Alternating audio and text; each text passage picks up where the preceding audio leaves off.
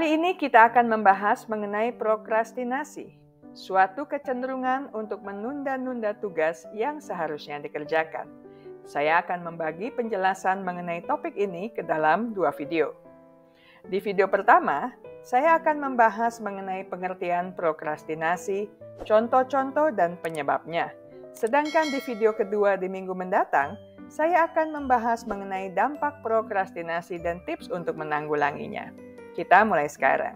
Istilah prokrastinasi berasal dari kata kerja procrastinare. Istilah ini berasal dari 2 kata, pro berarti ke depan dan crastinus yang berarti hari esok. Kata ini berarti bergerak atau bertindak lambat sehingga tertinggal dan menyiratkan penundaan yang tercela, terutama karena kemalasan atau sikap apatis. Sulit untuk menentukan dengan tepat siapa yang pertama kali meneliti atau menciptakan istilah prokrastinasi. Salah satu literasi pertama diperkirakan telah diproklamirkan oleh penyair Yunani kuno Hesiod. Dalam sebuah puisi berjudul Works and Days, Hesiod menasihati saudaranya untuk berhenti menunda tugasnya setelah menghabiskan warisan. Puisinya berbunyi, "Jangan menunda pekerjaanmu sampai besok dan lusa, karena pekerja yang malas tidak akan mengisi lumbungnya, dan orang yang menunda pekerjaannya selalu berada dalam cengkraman kehancuran." Ketika ilmu perilaku menjadi lebih populer di akhir abad ke-20, penelitian yang lebih formal dilakukan tentang prokrastinasi.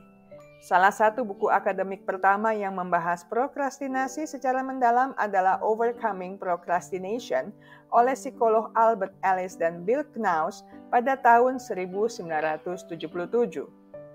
Pasangan ini secara khusus meneliti penundaan mahasiswa dan menyatakan bahwa 95% mahasiswa menunda-nunda pekerjaannya.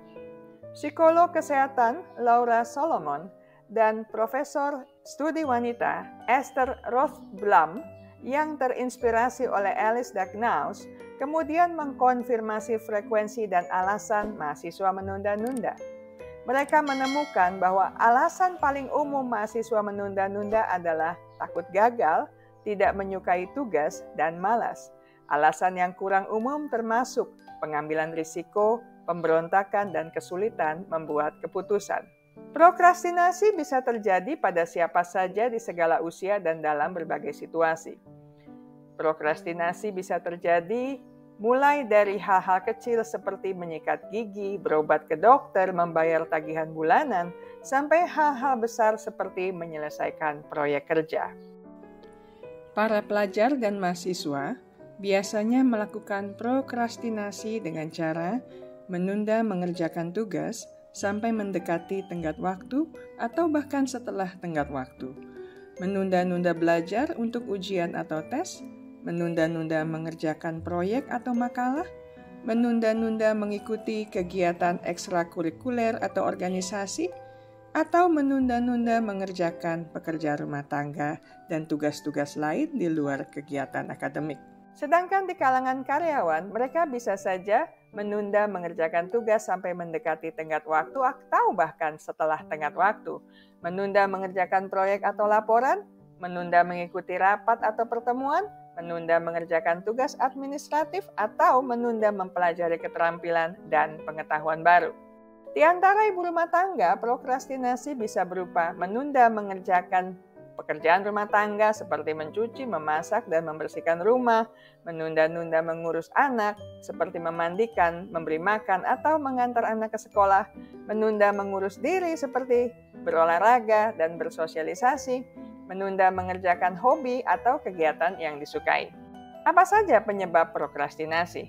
Ada banyak faktor yang dapat menyebabkan prokrastinasi, antara lain perfeksionisme. Orang yang perfeksionis sering menunda-nunda pekerjaan karena takut tidak bisa mengerjakannya dengan sempurna. Mereka mungkin merasa bahwa tugas tersebut terlalu sulit atau membutuhkan terlalu banyak usaha untuk diselesaikan dengan sempurna. Hal lain yaitu ketakutan gagal. Orang yang takut gagal sering menunda-nunda pekerjaan karena takut akan konsekuensinya. Mereka mungkin takut dikritik, ditolak, atau dihukum jika gagal menyelesaikan tugas tersebut. Alasan lain yaitu kurang termotivasi. Orang yang kurang motivasi sering menunda-nunda pekerjaan karena merasa tidak tertarik atau tidak menganggapnya penting. Mereka mungkin merasa bahwa tugas tersebut tidak akan berdampak signifikan pada hidup mereka. Ketidakmampuan untuk mengatur waktu pun bisa menjadi alasan. Orang yang tidak bisa mengatur waktu sering menunda-nunda pekerjaan karena merasa tidak punya cukup waktu untuk menyelesaikannya. Mereka mungkin tidak bisa memperkirakan berapa lama waktu yang dibutuhkan untuk menyelesaikan tugas tersebut. Stres dan depresi juga dapat membuat seseorang merasa kewalahan dan tidak mampu mengerjakan tugas apapun. Ketika seseorang merasa stres, mereka mungkin cenderung menunda-nunda pekerjaan untuk menghindarinya. Depresi dapat menyebabkan hilangnya motivasi dan minat yang dapat berkontribusi pada prokrastinasi. Orang yang depresi mungkin merasa sulit untuk memulai atau menyelesaikan tugas apapun. Gangguan mental lainnya seperti gangguan kecemasan dan gangguan obsesif-kompulsif dapat meningkatkan risiko prokrastinasi. Kecanduan terhadap zat atau aktivitas tertentu juga dapat membuat seseorang menunda-nunda pekerjaan untuk mengejar kecanduan tersebut.